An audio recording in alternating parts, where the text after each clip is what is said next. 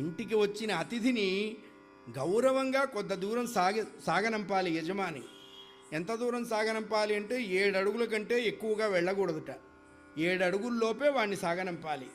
7 అడుగుల్లోపే వాడిని సాగనంపితే మళ్ళా వాడు తొందరగా వస్తాడు. మనకి ఇష్టం లేదనుకోండి 70 అడుగులు సాగనంపాలి. వాడు ఎప్పుడు వస్తాడు? 60 ఏళ్ల తర్వాత వస్తాడు. ఆ తర్వాత వీడు ఉండేనా పోయేనా. ఈ వేగానికి చెట్లన్నీ లేచాయిటండి.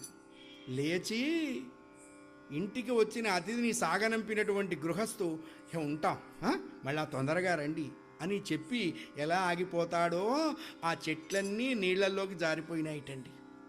హనుమంతుడనేటువంటి ఒక అతిథి వస్తే ఈ విధంగా సమస్త ప్రకృతి ఆయనకు సేవ చేసింది.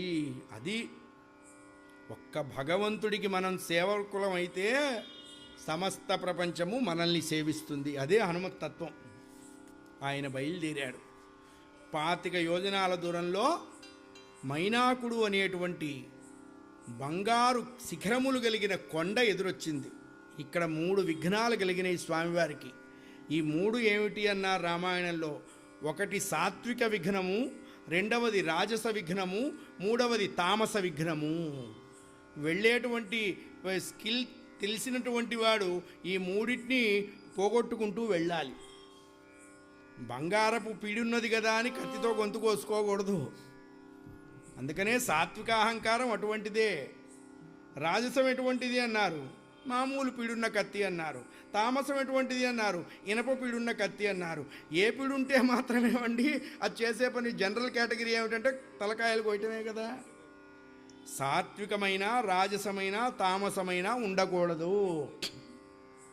సాత్విక అహంకారంలో మైనాకుణ్ణి ఓదార్చారు స్వామివారు. భుజం మీద చెయ్యేసి తట్టారు. రాజసహంకారంలో సురసని గెలిచారు. తామసహంకారంలో సింహికని సంహరించారు.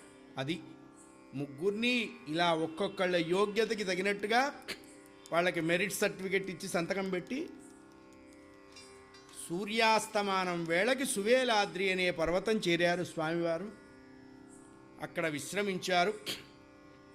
ఆకాశంలో చంద్రుడు వచ్చాడు, నక్షత్రాలు వచ్చినాయి.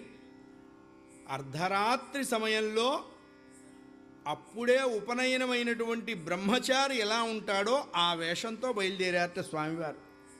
ఈ స్వరూపాన్ని మనం ఆంధ్రదేశంలో ఒక క్షేత్రంలో చూడవచ్చు. ఏదా క్షేత్రము అన్నారు? కడప జిల్లాలో ఉన్న పుష్పగిరి క్షేత్రంలో స్వామివారు ఈ రూపంలో మనకి దర్శనమిస్తారు. సీతమ్మ వారిని వెతకటానికి వెళ్ళినప్పుడు స్వామి ఏ రూపంలో ఉన్నారో ఆ రూప దర్శనం